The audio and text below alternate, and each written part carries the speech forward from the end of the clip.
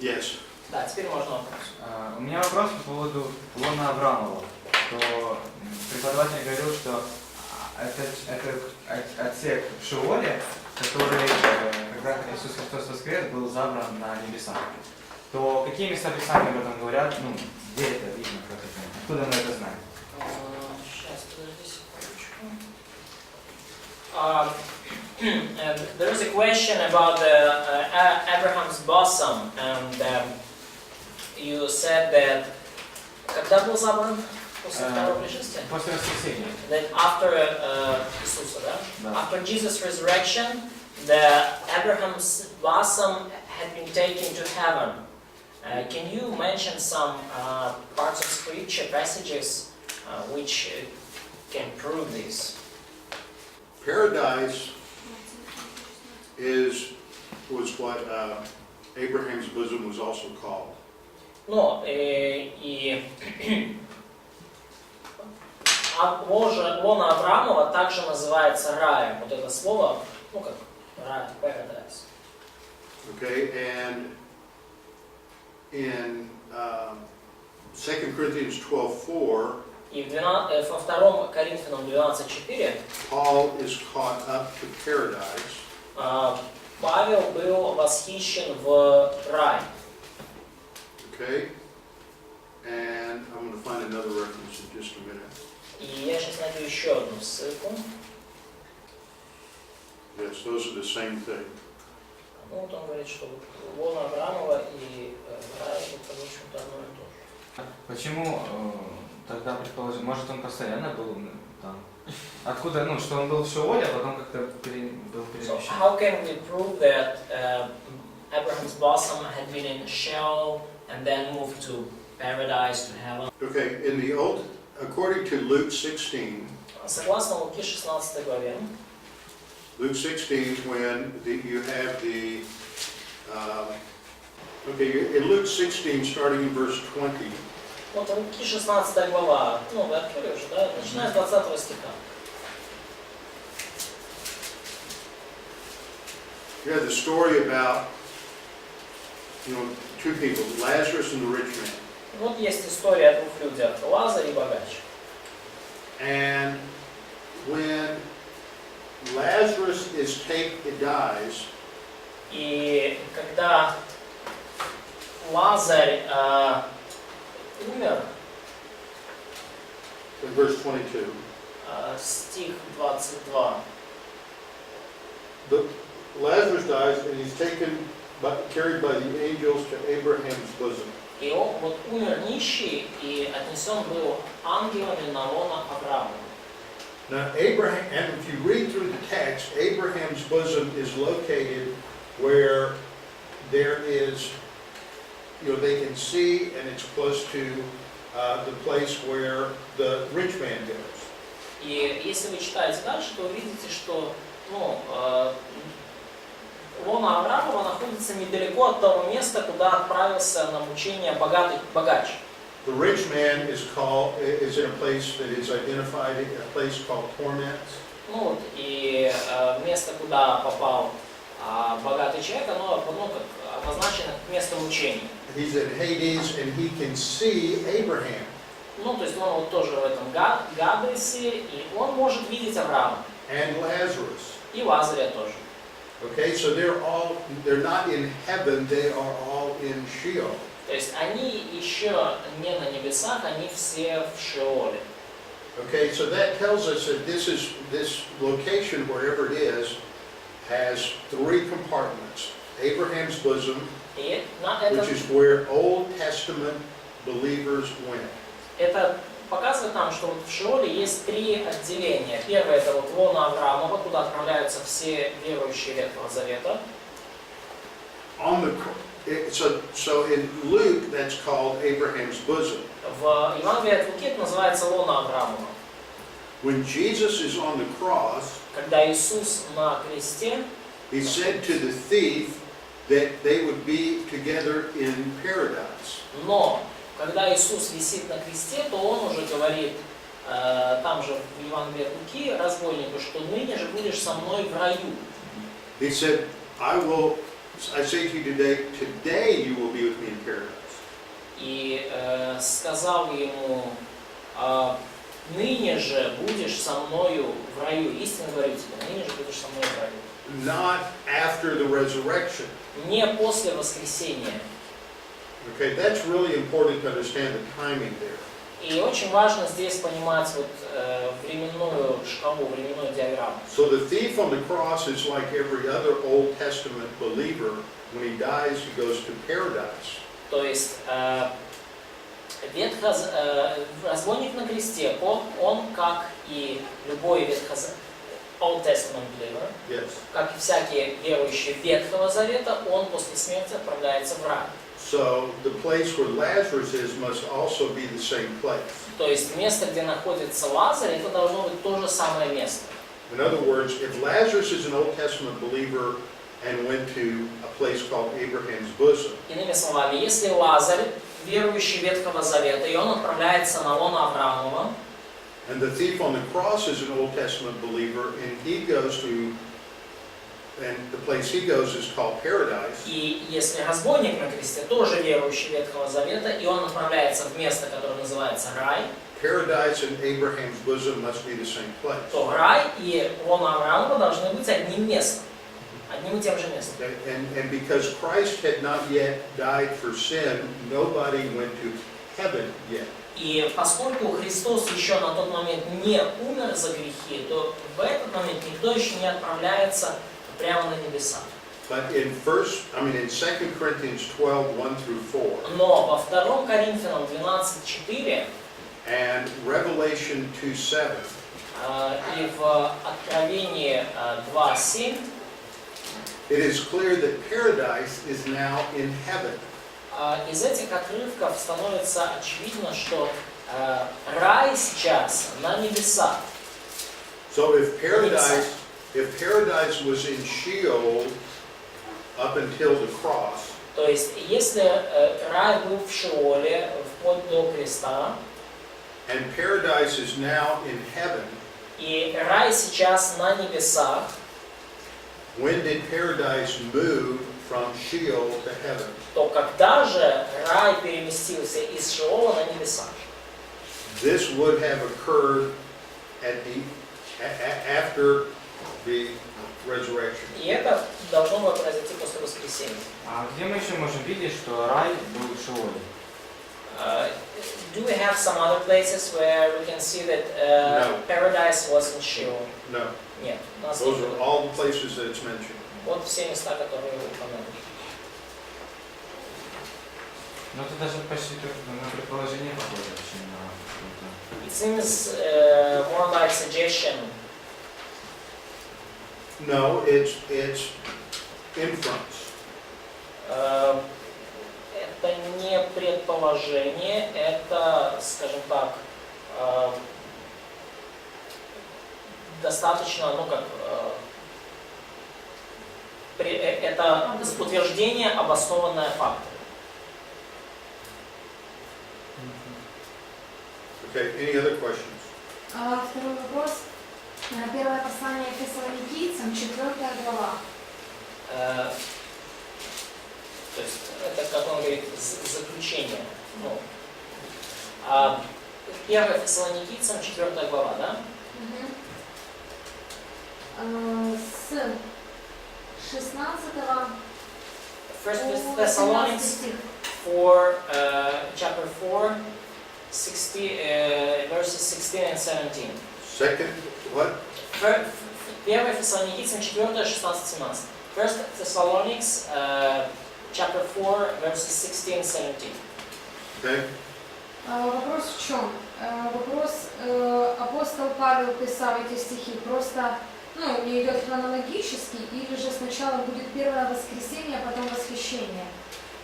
So, did Apostle Paul wrote right here chronologically, or the first resurrection will be before the rapture? Okay, the first resurrection has 3 parts. Но у первого воскресения Remember? есть 3 части. Let me find that slide again. Мне нужно снова найти этот слайд. Вот это стрелочки, которые, да, там были?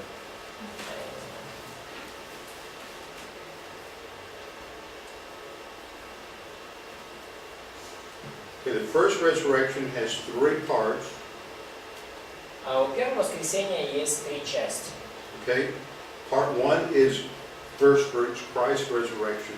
Часть 1 это первенец, начаток, это воскресение Христа. Part 2 is the resurrection and rapture of the church in 1 Thessalonians 4, 16 and 17. И часть 2 это воскресение при восхищении церкви, это вот то, что написано в 2 Фессалоникийцам 4:17. Первый. And the third is the resurrection of the Old Testament saints and the tribulation martyrs at the end of the tribulation. И третье это в конце Великой Скорби воскреснут ветхозаветные святые и воскреснут мученики эпохи Великой Скорби. Тут верующие церкви, Тут да, же вопрос. христиане? 16-17 стих, то есть это типа одновременно оно будет все? So, will events mentioned in 1 Thessalonians 4:16-17 will go just in one moment? Yes, right here. Да, вот здесь они То произойдут. есть воскресение и восхищение это как бы один процесс. So, resurrection and rapture could be, they are the one process. Yes. Да, они как. Вот в этом вопрос был. Хорошо, спасибо.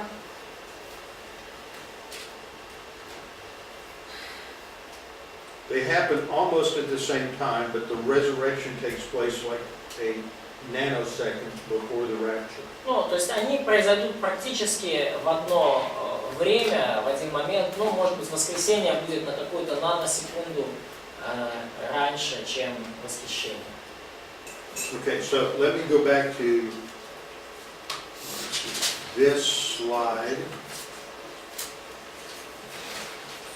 Разрешите, сейчас я посмотрю вот это. Вернемся к этому слайду.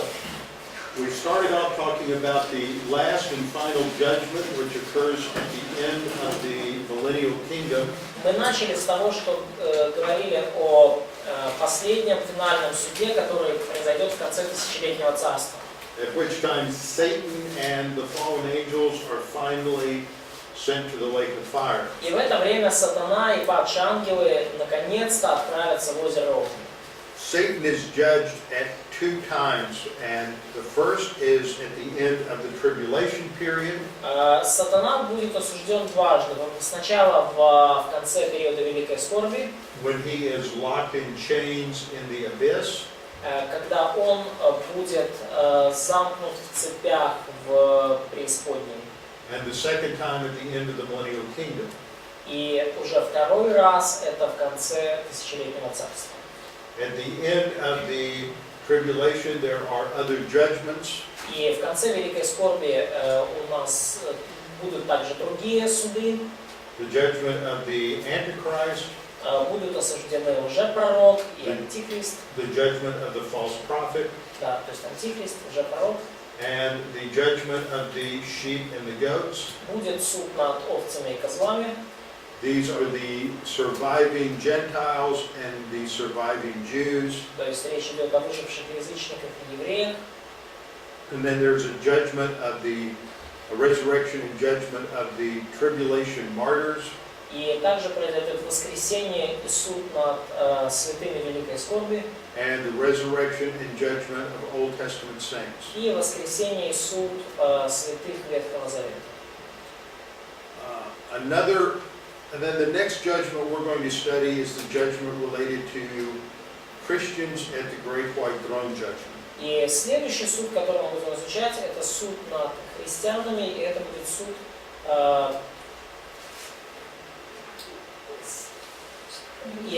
да, во-первых, это суд над христианами, судилище Христово, и суд у Великого Белого Престола. Okay, yesterday somebody asked a question about the Book of Life and the Lamb's Book of Life. Есть или какие-то вопросы по поводу книги жизни жизни Агнца и так далее? I think they are the same thing. Я думаю, so, do you think that Book of Life and Revelation 2015, Yes. this one. То есть Yes. он считает, что книга жизни Агнца это одна и та же книга. I did not make this slide, and I think Одна that и та же? Да, одна и та же книга. Не я делал этот слайд, yeah, I think they are the same thing.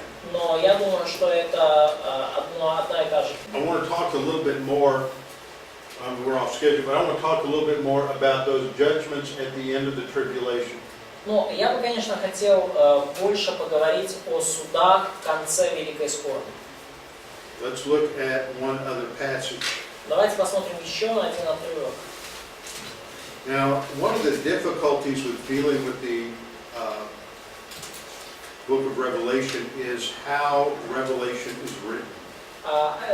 Откровение 14 глава, и одна из трудностей, когда мы сталкиваемся с книгой Откровения, это то, как книга Откровения написана.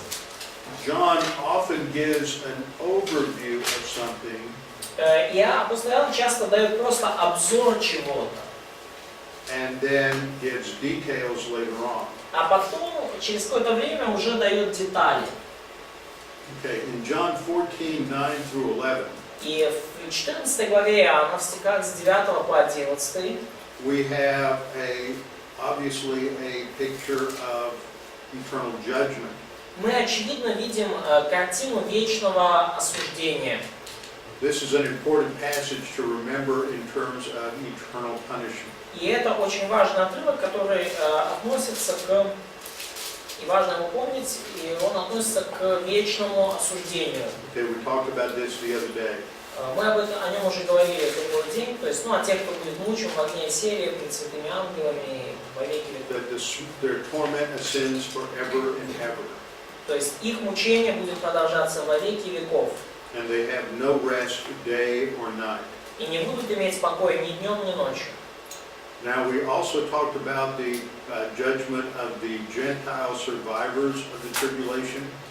И также мы говорили о суде над язычниками, выжившими во время Великой Скорби. And if we look at, let's look at a couple of passages. We looked at Matthew 25 already. И мы уже видели, да, Матфея 25 глава описывает это. And other passages that talk about this would be Revelation 18, И другой отрывок, который говорит об этом, это Откровение 18 глава. and within the tribulation, God is going to bring judgment against Gentiles. И within the tribulation. Within the tribulation. Да, Yes. и вот как раз во время этого периода Великой Скорби Бог совершит суд над язычниками. And another passage is from the Old Testament. Can you quote direct passage for them about the Gentiles? I said Revelation 18. 18, окей. Uh, Да, ну просто Откровение 18, точно он. that a major part of that, as we saw in Matthew 25, is how the Gentile unbelievers treat the Jews. И мы говорили уже о суде над овцами и козлами, описано в 25 главе Матфея, и основной частью этого будет, основным вопросом будет то, как язычники, неверующие обходились с евреями. So the other passage on the sheep and the goat judgment is in Joel chapter 3, verse 2. И еще один отрывок, который относится к суду над овцами и козлами, это Иаиля, 3 глава, 2 стих. And this is at the end of the tribulation. И это произойдет в конце Великой Скорби. I will gather all the nations. Я соберу все народы. And the word there in Hebrew is the goyim. И вот слово здесь в еврейском, And goyim can mean either nations or Gentiles. гоим может значить или нации, или язычников. Sometimes it just translated peoples. Иногда переводится как народы. It's all the non-Jews. То есть имеется в виду, что он соберет всех неевреев. And God says, I will bring them down to the valley of Jehoshaphat and enter into judgment with them there. И приведу их в долину Иосафата, и там произведу над ними суд. There's a little bit of uncertainty as to where exactly the valley of Jehoshaphat is. И есть, мы не до конца можем быть уверены в том, где находится долина Иосафата. Some people think it is the location further south from Jerusalem where called the Valley of Barakah. Некоторые думают, что это вот место на юг от Иерусалима, которое называют долина Valley of Barakah. Долина Бараха. It's called the Valley of Blessing, where God defeated gave Israel victory over the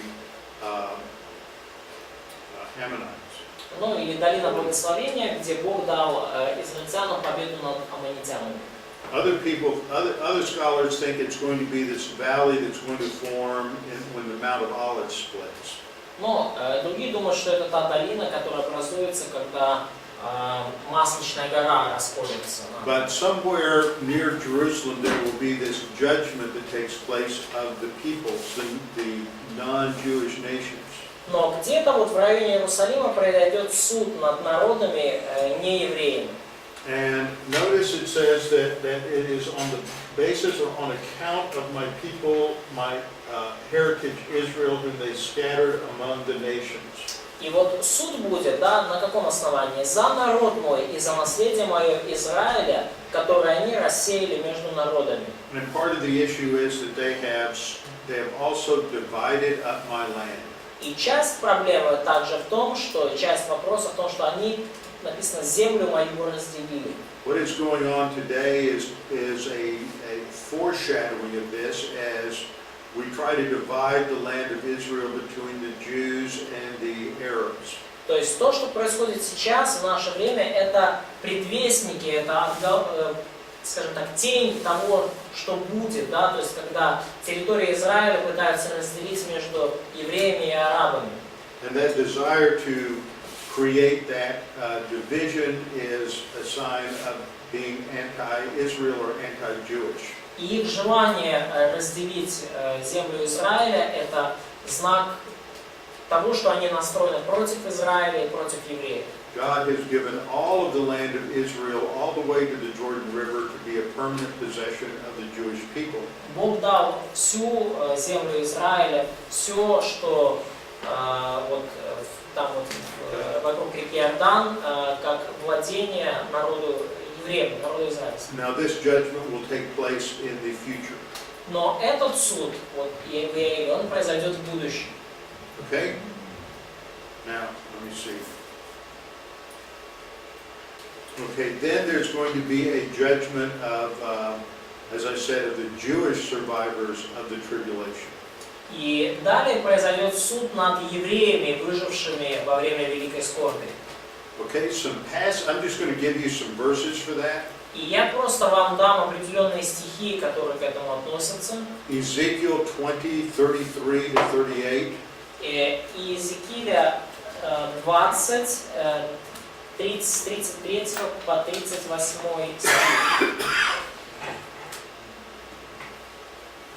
And in this passage, Ezekiel describes the fact that God will bring all the Jews back from all the countries where He has scattered them. И в этом отрывке Господь говорит, что Он соберет всех евреев из всех народов и стран, где Он рассеял их, где они будут рассеяны. And in verse 37, God says, I will make you pass under the rod, and I will bring you into the bond of covenant. И в 37 стихе 20 главы Иезекииля он говорит, что я проведу вас под жезлом и введу вас в узы завета. That is a picture of judgment. И это является образом суда. Okay, we also see this in И мы также видим это the parable of the 10 virgins. Это в притче о 10 девах. The 5 that are ready and the 5 that are not ready. 5 из которых готовы и 5 не готовы. And the 10 virgins is a picture of Israel. Some are ready and some are not ready for the bridegroom. И вот эти 10 дев – это образ Израиля. Некоторые готовы, а некоторые не готовы. And so there are those who will be judged at the end of the tribulation, and those who are prepared for him are go into the kingdom, and those who are not will not go into the kingdom. И те, кто готовы, те евреи, которые готовы, то они в конце великой скорби, они отправятся, в царство тысячелетнее. А те, кто не готовы, те не войдут. Yeah, the Ezekiel passage indicates that this takes place after all the surviving Israelites have been regathered to Israel at the end of the tribulation. И отрывок в Иезекииле говорит о том, что все это произойдет после того, как все евреи соберутся в конце, соберутся все евреи, выжившие в конце великой скорби. Приведу вас в пустыню народов, и там буду судиться с вами лицом к лицу. Daniel 12, 1-3 also talks about a end-time judgment for Old Testament believers. Даниила 12, 1-3 также говорит о вот этом суде над ветхозаветными верующими. Now, verse 2 И в стихе 2 gives us just simply a summary statement. в стихе 2 мы видим вот такое суммирующее утверждение, которое суммирует все. It's not saying that when this takes place or that these two events take place at the same time.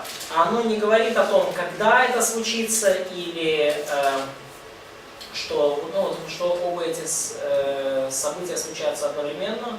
It is simply saying that there will be a judgment, there will be a resurrection, some will be raised to everlasting life, and others to everlasting contempt. Он просто говорит о том, что будет суд, будет воскресение, и некоторые воскреснут для вечной жизни, а некоторые на вечное посрамление.